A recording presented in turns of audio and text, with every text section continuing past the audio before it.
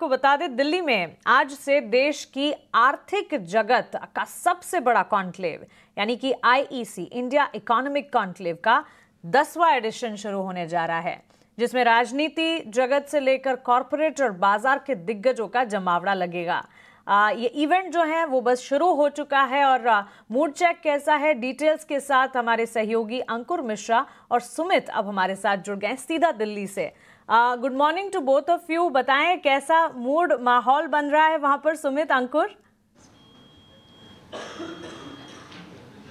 जी, mood और माहौल बिल्कुल वाइब्रेंट है क्योंकि देश और दुनिया का सबसे बड़ा इकोनॉमिक कॉन्क्लेव यहाँ पे शुरू होने वाला है, जहाँ पर ग्लोबल लीडर्स भी हैं, मिनिस्टर्स भी हैं, स्टेट मिनिस्टर्स और चीफ मिनिस्टर्स भी हैं, और न सिर्फ राजनीति से बल्कि राज्यों से भी लोग हैं। सुमित, हमने सुबह से यहाँ पे देखा है कि जमावड़ा शुरू हो चुका है, कुछ ही घंटों में इवेंट शुरू होगा। इकोनॉमी के लिहाज से और खासकर अभी जो अर्थव्यवस्था चल रही है उसके हिसाब से ये इवेंट काफ़ी इंपॉर्टेंट रहेगा।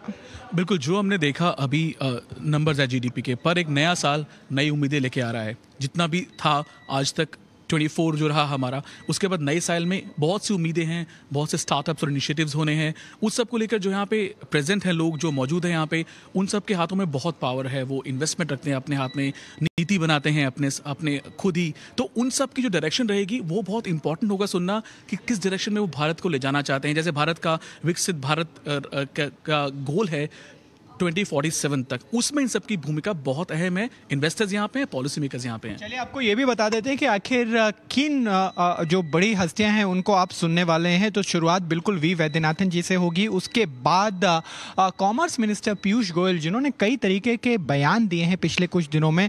अगर हम पॉलिसी की बात करें रिजर्व बैंक की, तो उन्होंने बोला था कि रिजर्व बैंक ऑफ इंडिया की पॉलिसी में दरों को घटाना चाहिए। हालांकि रिजर्व बैंक ने अपनी पॉलिसी को यथावत रखा है, अभी रेपो रेट में कोई बदलाव नहीं हुआ है और एक नए गवर्नर ने भी टेक ओवर किया है। तो बड़ा इंटरेस्टिंग होगा कि उस कमेंट्स के बाद पीयूष गोयल आगे क्या कमेंट करते हैं, और खासकर जो यूके के साथ ट्रेड था उस पर भी बातचीत चल रही थी, वहां पे भी कमेंट्स काफी इंटरेस्टिंग होंगे। बिल्कुल, हम सब ने जो मुक्त व्यापार समझौते एफटीएस जो किए हैं देशों के साथ में, उसके हमें कुछ फल मिले हैं। आगे जाके एफटीएस और होने वाले हैं। कॉमर्स मिनिस्टर के हाथ में ये सब बाहर का ट्रेड है। दूसरा, निर्यात पे हमारा बहुत बड़ा फोकस है। कुछ डिस्टर्ब हुआ है पर निर्यात भी हमारे लिए बहुत बड़ा है। इस सब को देखते हुए कॉमर्स मिनिस्टर किस डायरेक्शन में बात करते हैं वो एक देखने वाली होगी। उन्होंने अभी बात इन्फ्लेशन पे की थी कि इन्फ्लेशन को महंगाई से नहीं जोड़ना चाहिए, वो एक मुद्दा था। पर हाँ, हमें पता है कि डायरेक्शन वो क्या देने वाले हैं, ये हम सुनने को बेताब रहेंगे।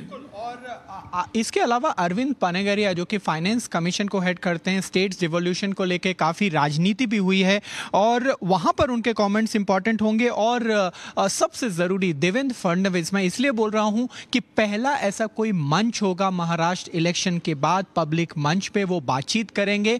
महाराष्ट्र इसलिए भी इंपॉर्टेंट है क्योंकि वो जीडीपी में सबसे ज़्यादा कंट्रीब्यूट करता है, और जो $1 ट्रिलियन का ड्रीम है वो अगर महाराष्ट्र अचीव करता है तो जाहिर सी बात है हम जो नंबर 9 जो टॉप 3 कंट्रीज में हम आना चाहते हैं वहां पर हम जरूर पहुंचेंगे। फाइनेंशियल कैपिटल है डेफिनेटली मुंबई, और भारत का जो सारा अर्थव्यवस्था है वहाँ से चलती है। उसमें जो भी होता है उसका असर दिल्ली में पड़ता है। मुंबई और दिल्ली साथ साथ रहते हैं। हमें देखना पड़ेगा किस डायरेक्शन में वो फिर से बात करते हैं कि कैसे इलेक्शन जीतने के बाद, सीएम बनने के बाद अब फडणवीस जो है, सीएम फडणवीस, उनकी क्या प्राथमिकताएं हैं, क्या प्रायोरिटीज हैं। बिल्कुल, तो वो प्राथमिकताएं कैसे पॉलिसी में शेप ले रही हैं वो जरूरी होगा। और न सिर्फ राजनीति की बात करें, पॉलिसी मेकर्स की बात करें, यहाँ पे अजय पिरामल भी बात करेंगे। कई सारे बड़े कॉर्पोरेट्स हैं जो अगले 2 दिन यहाँ पर आके अपनी बात को रखेंगे और वही शेप करेगा कि कैसे बदलेगा भारत, बढ़ेगा भारत। बिल्कुल, बहुत शुक्रिया अंकुर और सुमित आपका। तो मंच तैयार है और वहां पर पॉलिसी मेकर हैं, इन्वेस्टर हैं। मकसद एक है, देश को आगे बढ़ाना और भारत को विश्व पटल पर दुनिया की तीसरी सबसे बड़ी महा आर्थिक शक्ति बनाना। तो देखते हैं, बहुत ही दिलचस्प चर्चाएं होंगी। आप भी ईटी न्यूज़ स्वदेश पर और टाइम्स नेटवर्क पर बने रहिएगा। दिन भर आपके लिए वहां की हम झलकियां लेकर आएंगे और क्या कुछ इंपॉर्टेंट बयान निकल के आते हैं उस पर भी हमारी नज़र बनी रहेगी। तो ये इंडिया इकोनॉमिक कॉन्क्लेव सालाना हमारा आयोजन होता है और बिल्कुल आप इसमें आमंत्रित हैं। आप बिल्कुल शरीक होइए, टीवी के माध्यम से ही सही, लेकिन जुड़िए हमारे साथ।